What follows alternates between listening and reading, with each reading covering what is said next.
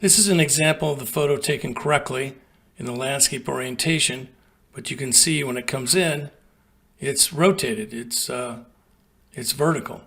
And probably they're using a mobile camera, and in the iPhone, if you go to the command center, you'll see an icon which is lock vertical.